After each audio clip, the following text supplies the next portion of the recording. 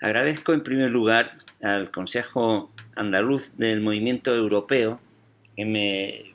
invite a participar en estas jornadas para celebrar el Día de Europa, reflexionando en voz alta, aportando algunas ideas, quizás algunas provocaciones, dudas, algunas respuestas si fuera posible, sobre la situación económica de Europa y en concreto, como se me ha pedido, pues sobre las condiciones que podrían permitir que en Europa se consolidara, como dice el título de mi intervención, una economía al servicio de las personas. La verdad es que yo creo que en cualquier momento es oportuno y necesario preguntarse sobre las formas en que efectivamente la economía puede estar al servicio de las personas. Es siempre oportuno y necesario porque al fin y al cabo la oikos nemos, la administración de lo doméstico que es la economía, no puede tener otro sentido, otro destino prioritario que satisfacer las necesidades humanas. Cuando nos tenemos que preguntar por cómo hacer que eso sea así, quiere decir que algo se ha desnaturalizado, que algo tenemos que llevar a su auténtico origen. Yo creo que efectivamente siempre es bueno preguntarse sobre cómo hacer para que la economía esté al servicio de las personas. Seguramente mucho más en nuestro tiempo, en un tiempo en el que se da esta extraordinaria y a veces desgraciada paradoja. La paradoja que representa el vivir en un mundo que dispone de los medios nunca soñados, ni siquiera por la humanidad, que cuenta con los avances tecnológicos más extraordinarios de la historia de los seres humanos, que cuenta con recursos sobrados, como nos indican muchos organismos internacionales y estudios sumamente rigurosos, para satisfacer todas las necesidades humanas, y que sin embargo sea un mundo en el que la abundancia, la tecnología más avanzada, los recursos sobrantes para tantos seres humanos convivan al mismo tiempo con la carencia, con la frustración, con la insatisfacción, con esos 20 o 25.000 seres humanos que mueren cada día de hambre. Sin duda, como una expresión, yo diría que paradigmática, de que efectivamente la economía no está al servicio de las personas. En la propia Unión Europea, alrededor de 80 millones de personas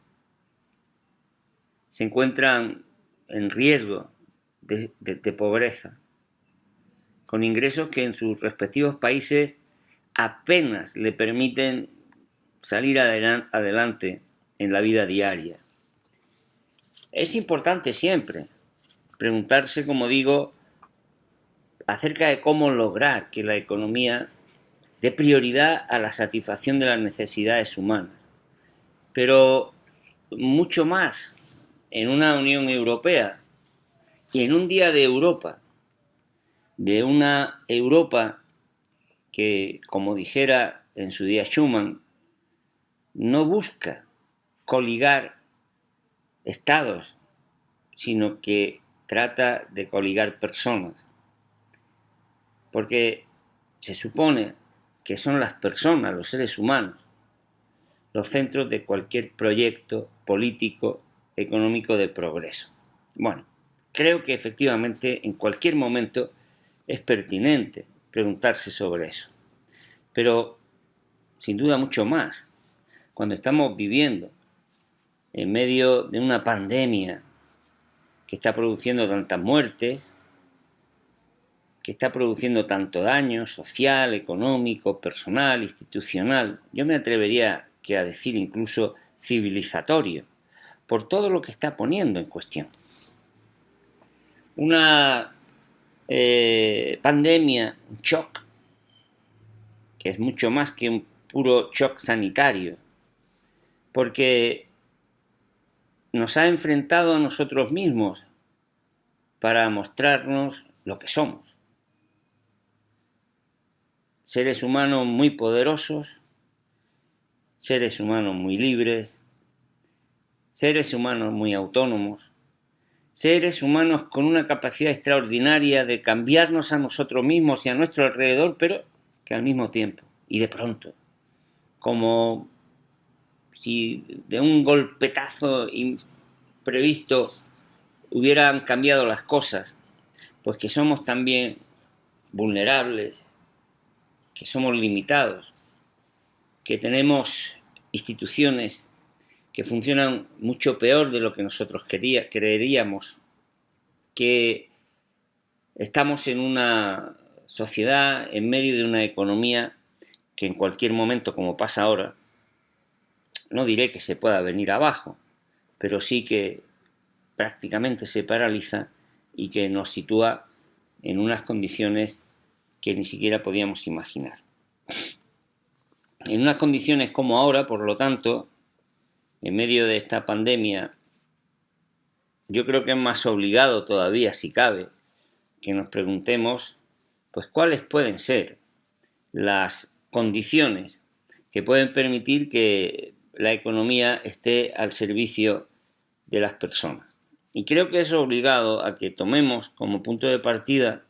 pues lo que está ocurriendo con la pandemia, lo que la pandemia nos está suponiendo y los retos también que la pandemia nos pone por delante. Lo queramos o no, yo creo que es el punto de partida de cualquier debate, de cualquier reflexión que hoy día hagamos, que quiera ser realista con las condiciones en las que nos encontramos, pero también que sea realista con el horizonte, con los escenarios que se quiera o no vamos a tener por delante y que van a estar, yo creo que directísimamente vinculados con lo que ocurra en esta pandemia. La pandemia nos ha enfrentado a una situación imprevista, previsible, eso sí, imprevista pero previsible, de inactividad. Como todo el mundo sabe, a estas alturas, la forma más eficaz de combatir la propagación del virus era y está siendo el confinamiento, y el confinamiento implica cerrar, paralizar una parte importantísima,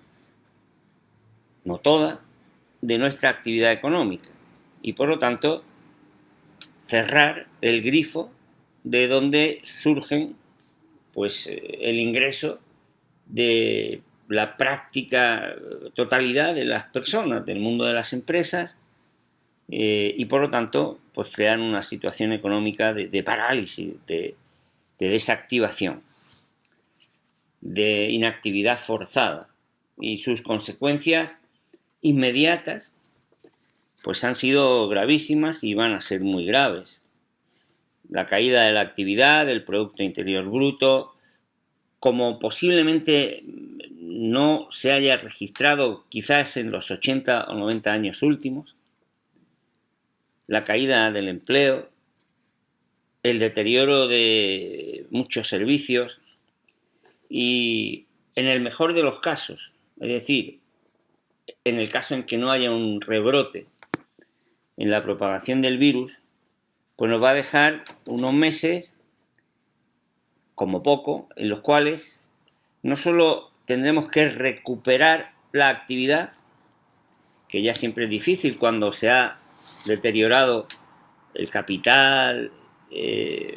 muchas relaciones laborales, sino que también nos va a obligar a reactivar la economía en condiciones seguramente distintas, porque la propagación del virus y las condiciones en las que vamos a tener que reemprender la actividad van a ser diferentes, no solo en el modo de producir, porque van a verse afectadas, por ejemplo, cadenas de suministro, de distribución, formas de producir, sino también en las pautas, en las lógicas de consumo. Esta pandemia imprevista, tan grave, nos ha puesto sobre la mesa un incremento de gastos extraordinarios. Posiblemente ese sea, de entrada, el primer elemento que hay que considerar que supone, desde el punto de vista económico, la pandemia. Ha habido que hacer un gasto, y está habiendo que hacer un gasto extraordinario en sanidad, en servicios sanitarios, para poder afrontar pues, la actividad médica y asistencial de miles de personas contagiadas, y eso pues ha afectado de manera inmediata a las cuentas de los gobiernos. Pero a su vez el desempleo masivo, piensen que en Estados Unidos se han perdido en 5 o 6 semanas más de 30 millones de empleos. El desempleo masivo pues ha obligado a que los gobiernos tengan que hacer frente a un gasto extraordinario para tratar de garantizar en la mayor medida que haya sido posible el ingreso de las personas que se han quedado sin fuente de renta. Al mismo tiempo, la inactividad de las empresas pues les cierra también sus ventas, de una parte tan importante en las empresas que han cerrado, obligadamente, pues obliga a que los gobiernos hayan tenido que garantizar de alguna manera o facilitar que las empresas no cierren, no desaparezcan, en unos casos, como en los países que quizás lo hayan hecho o lo han podido hacer mejor, como pueden ser los casos de Dinamarca, de Irlanda o del Reino Unido, haciéndose directamente cargo de costes salariales y de otros costes fiscales o de cualquier tipo de las empresas, capitalizando a las empresas que han entrado inmediatamente en crisis y, en definitiva, pues teniendo que hacer un gasto de sostenimiento de la actividad empresarial para que no cierre en este periodo, digámoslo así, de hibernación,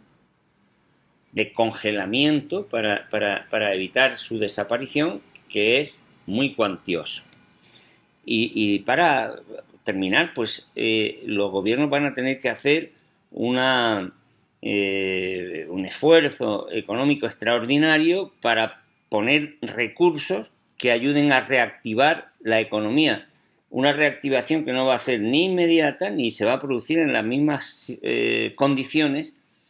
que se estaban antes de que se paralizara la actividad. Bueno, pues estas tres fuentes de gasto, por una parte, van a suponer un incremento inmediato, prácticamente automático, de la deuda desorbitado. Muy impresionante. En países incluso relativamente saneados, como pueda ser, por ejemplo, Dinamarca, estamos hablando de un coste entre el 13 o el 15% del Producto Interior Bruto. Eso llevado a otros países que están soportando un coste mayor y que tienen una situación financiera mayor, de gran peso en el seno de la Unión Europea, como pueden ser Italia o España, pues va a suponer un incremento quizá entre 10, 15 o igual 20 o 25 puntos de deuda. Difícil todavía de saberlo porque, como digo, ni siquiera sabemos si va a haber un segundo brote en otoño. Una situación en la que de momento más bien cabe no pensar porque alteraría los parámetros del análisis, ¿no? Para colmo, además, hay que tener en cuenta que esta pandemia se ha producido en unas condiciones singulares, y es que cuando empieza a propagarse, las economías de todo el mundo, pero particularmente algunas muy importantes en Europa como Alemania, estaban al borde ya de la recesión. Se hablaba por hacerlo de una manera sutil, de la ralentización de la actividad económica en todo el mundo, pero esa ralentización estaba ocultando problemas estructurales muy graves y alguno de ellos vital, como era la caída permanente en la tasa de rentabilidad del capital material, del capital industrial, del capital productivo, frente a la actividad financiera, lo cual significaba que se estaba alargando una crisis económica de oferta muy importante, que de alguna manera ha quedado soterrada, ha quedado a un lado, porque la presencia de la pandemia, pues digamos que oculta ese problema que venía de antes, pero ese problema está ahí. Y en la medida en que vayamos saliendo de la pandemia, nos vamos a encontrar con que los gobiernos tendrán que hacer frente no solo al coste, a la necesidad de reactivar, de reconstruir la actividad económica, sino también de hacer frente a esa serie de fallas estructurales que habían ido provocando antes de la pandemia la ralentización y en algunos casos pues casi la entrada en recesión de alguna economía. Esta pandemia además pues nos ha puesto enfrente del espejo y nos ha planteado de golpe, concretamente en Europa, pues algunos asuntos sobre los cuales yo creo que no habíamos reflexionado lo suficiente en los últimos años. En primer lugar, pues nos ha puesto de relieve que renunciar, debilitar, incluso en la más mínima de las medidas, que no ha sido precisamente la medida en que se han debilitado los servicios públicos en Europa, sobre todo en algunos países, en los últimos años como consecuencia de las políticas de austeridad, conlleva un riesgo enorme, porque la cercanía al colapso sanitario ha sido muy grande en los países europeos. Y yo creo que eso, se quiera o no, nos hace pensar sobre la necesidad de que los servicios públicos se mantengan, si me permiten la expresión militar, en permanente estado de revista, lo cual obliga a mantener inversiones que no se han hecho en los últimos años o que han disminuido en los últimos años. Nos ha puesto frente al espejo porque nos hemos encontrado con servicios públicos relativamente deteriorados y con una limitada capacidad para hacer frente a situaciones como las que hemos tenido. Conviene pensarlo,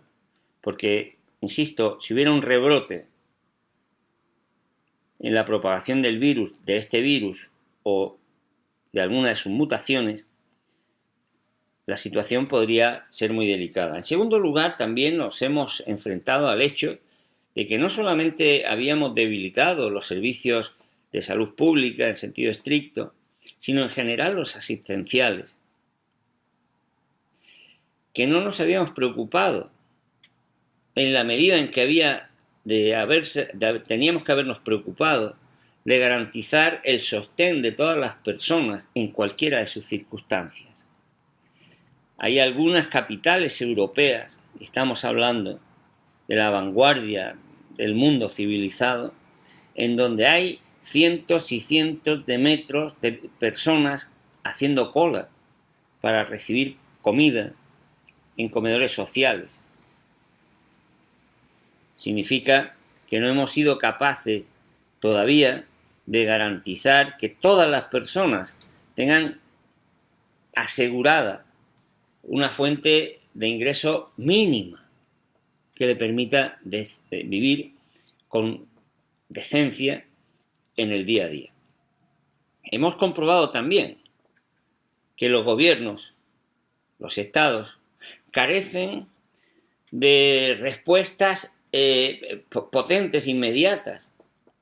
que no tienen medios de gasto para hacer frente a una situación extraordinaria. Se han tenido que endeudar sobre la marcha. Y lo que es más importante aún, quizá, en una unión económica como la nuestra, es que ni siquiera la Unión Europea disponía automáticamente de resortes de gasto que no fueran los generados a través de la deuda. Y eso, como diré en un momento, es un problema importante. Todo esto ha supuesto de entrada una situación, digamos, sorprendente, no prevista, aunque podía haber sido previsible, muy dificultosa, y eso, añadido a las limitaciones institucionales que nos hemos encontrado, pues yo creo que es lo que justifica, y lo voy a decir con toda sinceridad, tal como yo lo pienso, que la respuesta de la Unión Europea haya sido francamente decepcionante ante la pandemia. El retraso, la falta de determinación, la imagen de discusión, a veces de incluso tintes supremacistas, el hecho de que haya tenido que pedirse disculpas a un país como Italia por el trato que ha recibido de otros, ya indica que las piezas, cuando mejor tenían que haber funcionado, no han funcionado suficientemente engrasadas. El Banco Central Europeo estuvo rápido, estuvo ágil, respondió inmediatamente reconociendo la gravedad del asunto. Pero, al fin y al cabo, no ha sido capaz de poner en marcha otras medidas que no sean las que contribuyen a endeudar a los gobiernos en mayor medida de lo que están, a endeudar a las empresas en mayor medida de lo que están, y a disminuir la solvencia del sector bancario en mayor medida de la que ya tiene. Entonces, es verdad que ha movilizado inmediatamente recursos, pero, como comentaré enseguida, creo que los moviliza en la misma línea que siempre lo hace, pero sin evitar que eso aumente la deuda. Y lo que es peor, sin poder garantizar ni siquiera que los recursos que moviliza para darlos a la banca privada, para que la banca privada los dé a las empresas, a la actividad productiva, lleguen finalmente a la actividad productiva. Entonces, el Banco Central Europeo, yo creo que ha sido consciente de su limitación, porque además carece de otros instrumentos cuando los tipos de interés están ya tan reducidos, que incluso ha sido el propio Banco Central el que ha llamado a los gobiernos a que hagan un sobreesfuerzo fiscal. Y ha dicho muchos de sus responsables que la tarea para hacer frente a la situación era de política fiscal. Pero claro, la política fiscal necesita ser financiada. Y como he dicho antes, la realidad es que los gobiernos, ya muchos de ellos, y sobre todo casualmente, los que más necesidad tenían de hacer frente al gasto, que eran Italia y España, pues altamente sobreendeudados. Los mecanismos extraordinarios de atención a los que ha recurrido la Unión Europea, el MEDE, el Mecanismo Europeo de Estabilidad, un mecanismo extraordinario en su momento pensado ad hoc, ahora ha resultado ser tan francamente inutilizable e inapropiado, pues que se ha tenido que utilizar violentando incluso la propia letra de su normativa, porque está previsto que se utilice en situaciones ya de extrema necesidad y condicionalmente, pero establecer condiciones cuando lo que está ocurriendo es una pandemia, es decir, una situación que no es el resultado de un desequilibrio de las finanzas públicas, sino de una circunstancia extraordinaria, no parecía adecuado. Y eso lo que indica es que el mecanismo en sí no era el que se precisa en una situación como esta. El esfuerzo que está previsto hacer en el presupuesto europeo para financiar la reconstrucción está todavía por ver. Ni siquiera se sabe el procedimiento que va a utilizarse. si va a aumentar o no la deuda y, por tanto, si va a ser un mecanismo que no traiga más complicaciones y más dificultades añadidas que las que ya de por sí van a tener que echarse a la espalda los países más afectados. En definitiva, tenemos una situación complicada. La pandemia, en fin, esto parece una obviedad, pero hay que resaltarlo. La pandemia nos sitúa en una situación muy complicada porque nos va a meter de lleno en una recesión, o peor incluso que en una recesión. Queremos saber si no en una auténtica depresión, porque nos va a situar en la antesala de una crisis de deuda. Mucho tendrá que hacer el Banco Central Europeo para evitar que el sobreendeudamiento de Italia y de España no termine con una crisis de deuda. Y mucho más tendrá que hacer el Banco Central Europeo para evitarlo, cuando, para colmo de males, pues en Alemania se ponen dificultades al tipo de políticas que el Banco Central Europeo tendría que llevar a cabo para evitar situaciones de crisis de deuda. No para mantener la estabilidad de los precios, sino para evitar crisis de deuda, que es distinto. Por lo tanto, estamos en riesgo de que países importantes de la Unión Europea se enfrenten a una situación de problemas con su deuda, sin que de momento haya resortes que le impidan que eso se produzca y que no cree un problema de recesión acentuada en sus economías. Nos encontramos con una dificultad no resuelta para reactivar la economía, tanto más si de lo que se trata no es de reactivar, sino de reconstruir la economía, dando por hecho que se va a producir destrucción. Y esto, querámoslo o no, se va a producir en un contexto de desafección. Porque si las respuestas de la Unión Europea no son acertadas, pues lo que se va a producir inevitablemente es que la ciudadanía, por un sitio o por otro, se aleje del espíritu y de la emoción que puede suponer el formar parte de un proyecto común. Entonces, creo que la situación es difícil. Y yo, como decía al principio, creo que nos enfrentamos a unas condiciones económicas muy duras en los próximos tiempos, que incluso tenemos la probabilidad de que sean no más duras, sino extremadamente más duras si se produjera un segundo rebrote, un segundo brote, y a partir de ahí tendríamos que empezar a pensar cómo podría la Unión Europea ser capaz de encandilar a la ciudadanía, de liderar respuestas conjuntas a los problemas que tenemos, y para que esto responda a ese principio de conseguir que la economía esté al servicio de las personas. ¿Qué significa que la economía esté al servicio de las personas? Yo creo que a estas alturas no hace falta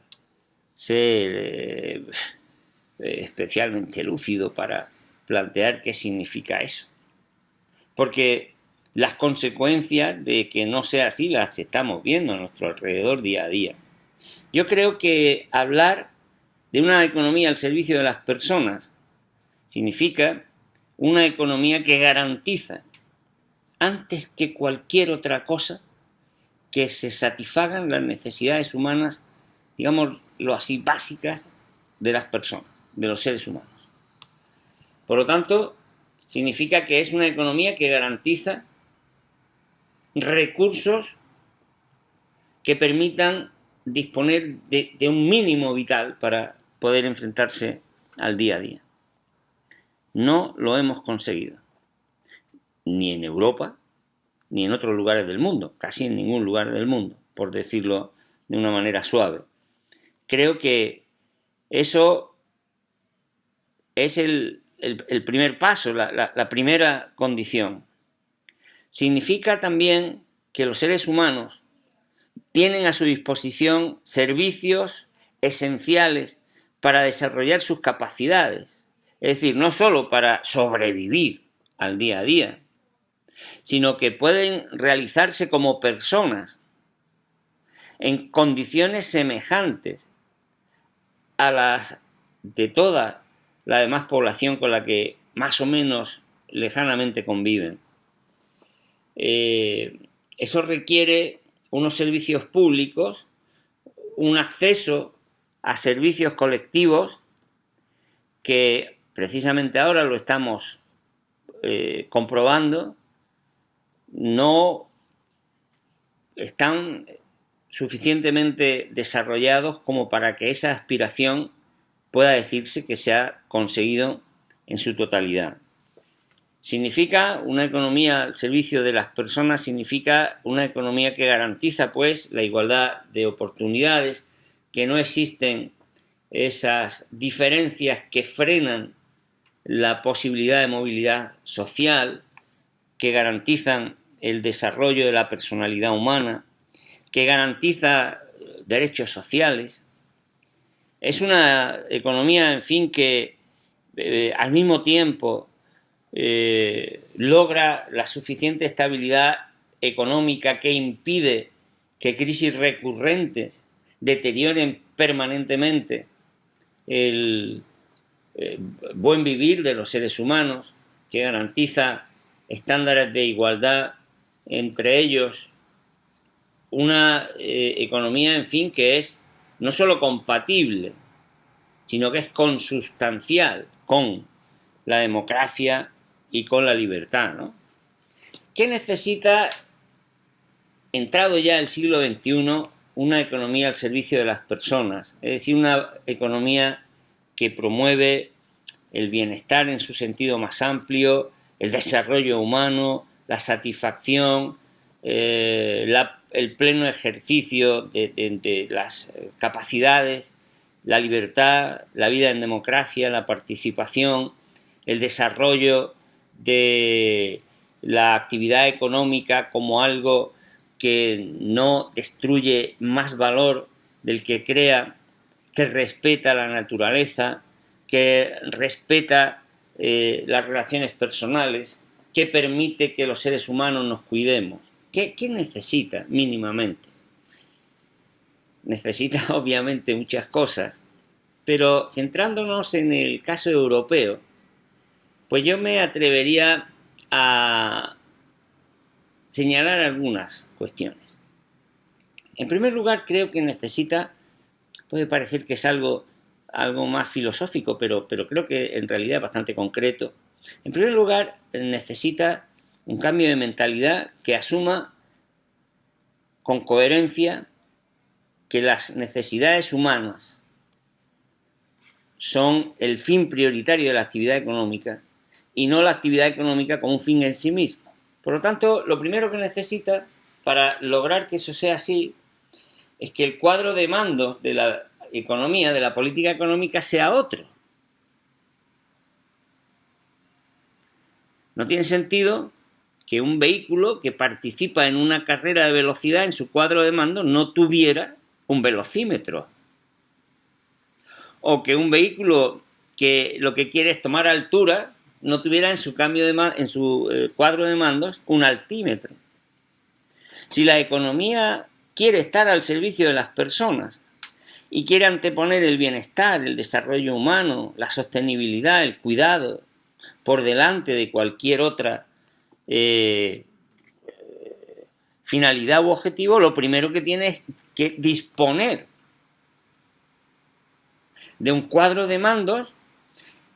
en donde los indicadores apunten a la consecución de esos objetivos y no a otros. No es una cuestión de filosofía, es algo bastante pragmático. Bueno, pues lo primero que yo creo que tendríamos que debatir en Europa y tendríamos que avanzar y ser capaces, tener la valentía de ser rompedores en ese sentido, pues sería en la introducción de nuevos indicadores económicos, de otro cuadro de mandos, que no sean solo el Producto Interior Bruto, el Producto Interior Bruto per cápita. Tendríamos que modificar esos cuadros de mandos para disponer de indicadores que verdaderamente reflejen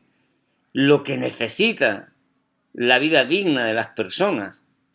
el bienestar humano, la satisfacción de los pueblos, el respeto al medio ambiente, una economía, en definitiva, que cuida y que nos cuida. En segundo lugar, creo que esta pandemia también nos lo ha puesto de relieve. Necesitamos una intervención pública con carácter inevitable. Pero el debate no puede ser solo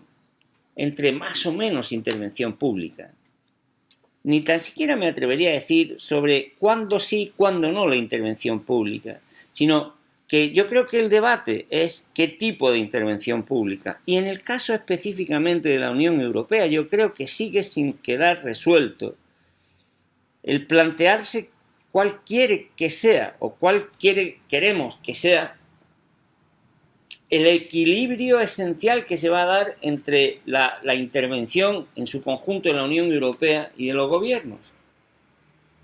o de los estados nacionales, de los estados miembros, porque sin definir claramente cuál va a ser esa balanza, cuál va a ser ese equilibrio, va a ser imposible que se puedan articular políticas. Lo estamos viendo ahora. El Banco Central Europeo, la propia Comisión, le dice a los gobiernos: tienen ustedes que hacer un esfuerzo fiscal importante. Pero ¿cómo vamos a hacer un esfuerzo fiscal? ¿Cómo van a hacer los gobiernos un esfuerzo fiscal importante si no tienen fuentes de financiación que no les supongan un sobreendeudamiento y una carga de interés desorbitada? Y algo parecido podríamos decir en otros campos. Yo creo que necesitamos, en términos generales, transformar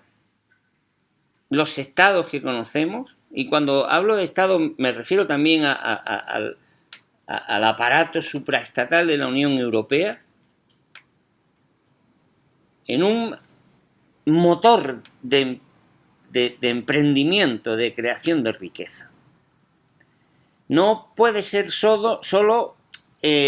un factor de subsidiariedad, es decir, el motor que se pone a funcionar cuando el otro motor falla, sino que yo creo que tendría que ser un motor de vanguardia, pero claro, con una lógica diferente, la lógica de anticiparse a la innovación, de anticiparse a la creación, de anticiparse a la disposición en el conjunto de la economía de nuevos tipos de recursos, de nuevos tipos de orientaciones, de nuevos tipos de propiedad, de nuevos tipos de empresas. En segundo o en tercer lugar ya, si incluimos esa cuestión previa de los indicadores, yo creo que es esencial que Europa recobre algo que en su día fue una componente siempre presente en los estudios europeos, pero que desgraciadamente fue diluyéndose en la medida en que el barniz neoliberal fue cubriendo a las instituciones y a las políticas europeas. Me refiero a la necesidad de contar con una auténtica hacienda europea. Yo creo que es una quimera, en fin, es mi modestísima opinión, creer que se puede disponer de un presupuesto no ya mucho más elevado que el actual, sino un poco más elevado, al que apunta, de hecho, la propia el Consejo Europeo cuando habla del plan de reconstrucción. Si no disponemos de una hacienda europea, no podemos seguir pensando que la fuente de la actividad de gasto de la Unión Europea sea la deuda. Por lo tanto, hemos de pensar en una hacienda a escala europea que transcienda la hacienda nacional, que diseñe nuevas formas de impulso fiscal y al mismo tiempo nuevas fuentes de ingresos, que pueden incluso llevar consigo y que llevarían consigo una reducción de la carga fiscal en la medida en que abran nuevas vías, que exploren nuevas formas de generación de riqueza y de ingresos públicos que hasta ahora prácticamente no se han contemplado. En tercer lugar, creo que es sumamente importante que la Unión Europea piense, reconsidere, reformule el sistema financiero. Estamos viviendo un Banco Central Europeo que claramente va más allá de sus funciones. El Banco Central Europeo no es verdad que se esté limitando a ser una autoridad monetaria exclusivamente centrada en la estabilidad de los precios. Entre otras cosas, porque con una subida de precios que no llega a veces ni al 1%, el problema de la estabilidad de los precios es prácticamente un problema que no es un problema. Para eso no haría falta ningún banco central. El Banco Central está más activo que nunca cuando los precios han estado más bajos que nunca. Cuando la estabilidad de los precios ha estado más asegurada que nunca. ¿Por qué? Porque se está dedicando a otras cosas. Se está dedicando a financiar por la puerta de atrás a los gobiernos, evitando que los gobiernos queden en manos de los mercados, de la actividad especulativa de los mercados. Entonces yo creo que eso es una incoherencia. Es una incoherencia porque obliga al Banco Central Europeo a hacer lo que no debe hacer, y yo creo que la sentencia del Tribunal Constitucional debería estudiarse y comentarse en ese sentido, pero al mismo tiempo no hace lo que precisan los gobiernos y la Unión Europea en su conjunto en el momento en el que tuviera una hacienda europea, un plan fiscal de acuerdo a las necesidades que tiene por delante, un programa presupuestario que va a ser inexcusable que lleve a cabo. Entonces yo creo que es fundamental que se plantee una redefinición del Banco Central Europeo. Y eso tiene que ir acompañado además de hacer frente a nuevas exigencias monetarias que va a plantear el futuro más inmediato. El euro está mal diseñado, técnicamente mal diseñado. No diré que ontológicamente, pero técnicamente está mal diseñado. Está mal diseñado porque no puede concebirse una zona monetaria sin los resortes que frenen la divergencia permanente entre sus territorios, entre los territorios que forman parte de ella. Entonces, es inexcusable que eso se repiense, o es inevitable que se produzcan tensiones, divergencias y vectores que van a poner en aprieto no solamente a la propia institucionalidad europea, sino a los países que van a verse sometidos a crisis centrífugas muy potentes. Yo creo que eso tendría que venir acompañado de un planteamiento muy pragmático de lo que está ocurriendo en los sistemas monetarios de todo el mundo. Se está avanzando en monedas digitales, los Big Data están teniendo y la inteligencia artificial cada vez están penetrando más en el diseño de nuevas fórmulas de medios de pago, y yo creo que tendríamos que ser realistas y empezar a darnos cuenta de que el futuro de los sistemas de medios de pago no puede ser solo el de monedas centralizadas, sino que van a aparecer inexcusablemente otros medios, y yo creo que ahí Europa o puede ir por detrás o se podría poner por delante. Finalmente creo que la Unión Europea tiene que hacer frente en estos momentos de una manera mucho más potente pues a cuestiones que va a ser inexcusable que se planteen y que están planteándose ya. El presidente Macron en su discurso lo señaló, y es que, digámoslo así de una manera elemental, la realidad que estamos viviendo, que hemos vivido de la globalización, está dejando demasiados cabos sueltos, y va a ser, yo creo que también inevitable, que en los próximos tiempos se replanteen muchas estrategias nacionales e internacionales que van a obligar a que los países o los grupos de países como la Unión Europea pues tengan que reconsiderar sus políticas industriales, sus políticas de participación en las redes mundiales de suministro, sus políticas de seguridad económica, sus políticas de regeneración del sistema productivo. Y luego yo creo que el cambio en los modos de producir y de consumo va a obligar pues a resituar los espacios, a reconsiderar los modos en los que los aparatos productivos, digamos, se van a recomponer. Entonces yo creo que ahí hay un planteamiento que la Unión Europea tendría que hacer con sinceridad y con transparencia. El haber destruido la fuente de valor en muchas economías,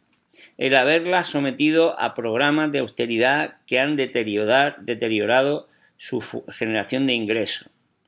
el haber destruido sectores industriales enteros, el haber destruido el sector agrario en muchos países para conservarlo artificialmente en otros. Yo creo que todo eso es un debate que hay que reabrir y que no va a quedar más remedio que reabrir. Y creo que es necesario también que pronto, esperemos que no con urgencia, pues la Unión Europea también se plantee la necesidad de ser valiente y de avanzar y de ponerse en la vanguardia de los sistemas mundiales de garantía de ingresos. Es inexcusable. Es inexcusable. Y en particular haciéndolo desde una perspectiva progresista, que desde mi punto de vista, es la que no solamente pone el acento en las políticas redistributivas, sino la que se centra en las políticas de tiempo de trabajo. Yo creo que la Unión Europea se puede ver enfrentada en los próximos, no ya en los próximos años, sino en los próximos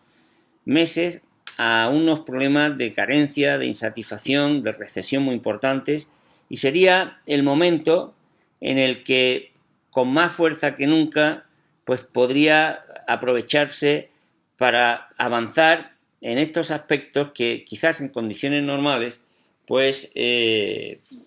resultan más dificultosos. Yo creo que estos elementos que he señalado a mí me parece que son los esenciales para poder disponer de instrumentos para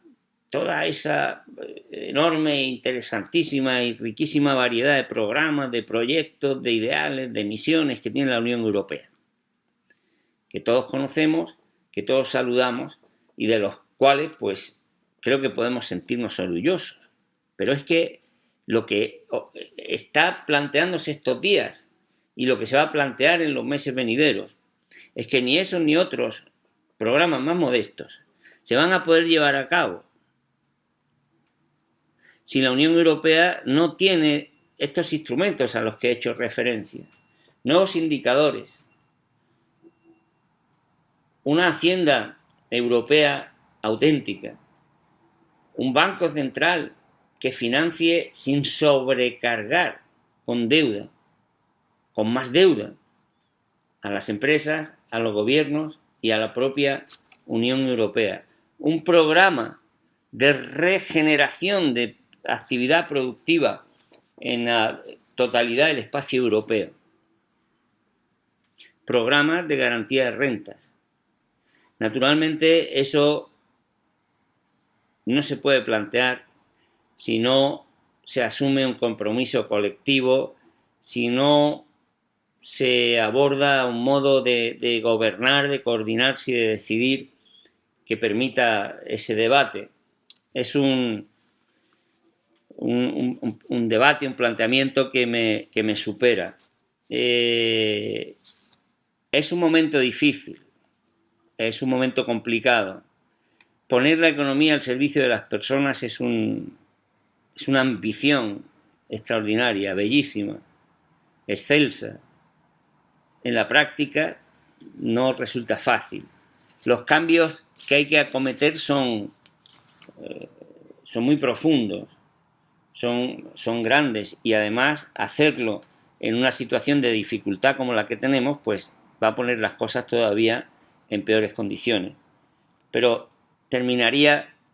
con una frase de Jean Monnet que yo creo que muchos están repitiendo con toda la razón y con toda justificación en estos momentos difíciles. Decía Monnet: los hombres solo aceptan el cambio resignados por la necesidad, y solo ven la necesidad durante las crisis. Esta es la ventaja quizá que podemos tener en un momento como este. La crisis puede hacer que veamos directamente la necesidad y que la necesidad nos lleve al cambio. Muchas gracias.